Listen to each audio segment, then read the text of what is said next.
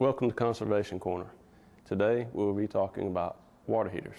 Well, it's not a well-known fact, but water heaters rank third as far as energy usage is concerned in the home.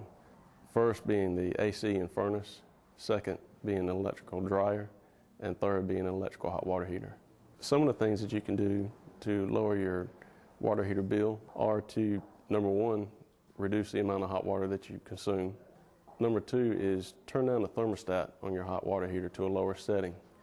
The temperature settings on electrical hot water heaters are controlled by the upper thermostat. Each electrical heater comes with two thermostats, an upper and a lower. It has two elements, heating elements in each heater.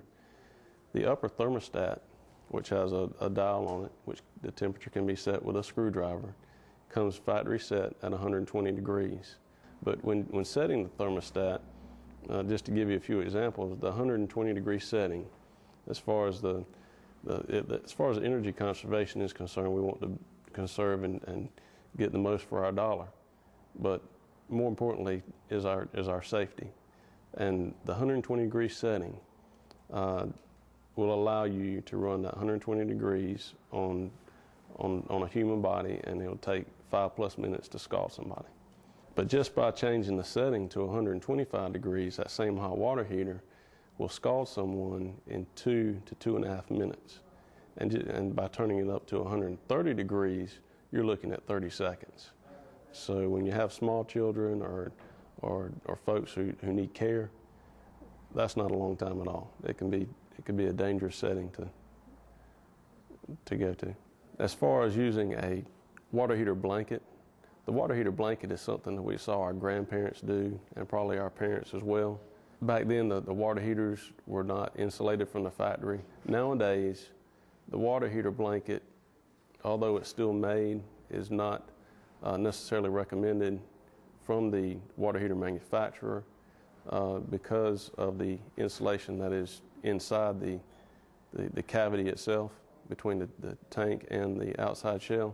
What is recommended from the water heater manufacturers is the top 24 to 36 inches on the hot and the cold line leading into the water heater is recommended to at least provide insulation in those two areas, because that's where the most unprotected heat loss can occur. A couple of problems that homeowners experience with their water heater is, A, they wake up one morning and have no hot water.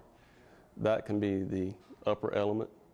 Or B, they have a limited supply of hot water. They've been used to having, they can take 2 or 3 showers before they run out of hot water, but now they can only take one, and then they run out of hot water. That can be your lower element.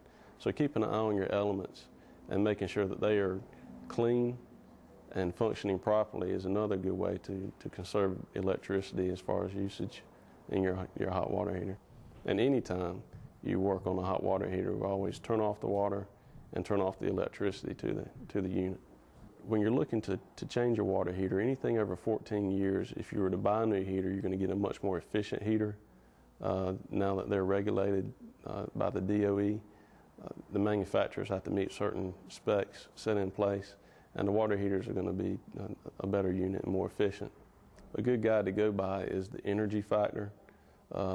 Some of our units have a 0.90, 0.93. The higher the number, the more efficient the heater.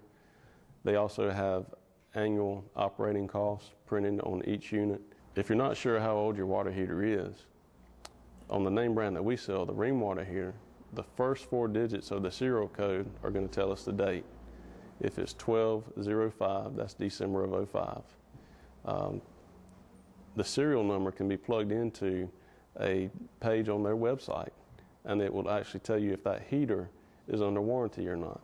So being name brand specific, use the internet or use a 1-800 number found on the heater and give the operator or punch into the website the actual serial number and model number, and they will tell you the age and if the heater is still under warranty. As far as picking a location to install a water heater in your house, probably the best rule of thumb to follow is where can it best be serviced by the plumber or installer. having the water heater inside from an energy standpoint, is not as important as far as the serviceability factor. Because one thing that you can be guaranteed on a water heater is that one day it's going to leak. So do you have it in a place that it's going to do damage in your home? There's some folks that have a water heater in the attic, and that water is going to go downhill. So I would keep it on the first floor of the house, in a room with a drain, or either out in the garage. As far as picking out which water heater is right for you, a good rule of thumb to go by is, say, a family of 4, a 50-gallon hot water heater would be sufficient. However, in a lot of the homes built today, they're installing Whirlpool tubs which hold 47 to 75 gallons of hot water.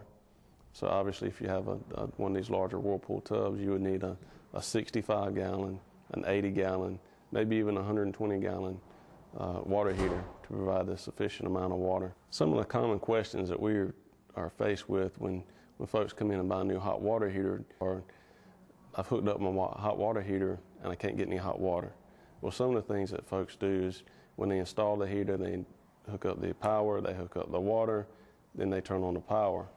But they forget to fill up the hot water heater fully before they go and flip the switch. And what happens there is called a dry fire, and it just shot the element. It's blown the element, and the element would need to be replaced. So what we need to do is always let the tank fill complete with the water. And it's how you can do that is turn the water on, go over to any faucet in the house, turn on the hot water, and wait for the water to start coming out of the hot side of the faucet. Then you know your hot water heater is full. You can go to the panel box and turn it on from that point.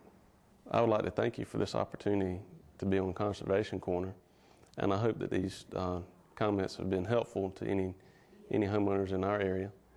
Anytime anybody has any questions on their hot water heater, please feel free to call us at Hubbard Pipe and Supply and Kitchen and Bath Showroom. We'll do everything we can to help you. And if we don't know the answer to your question at the time, we do know where to go to find it. Please give us a call.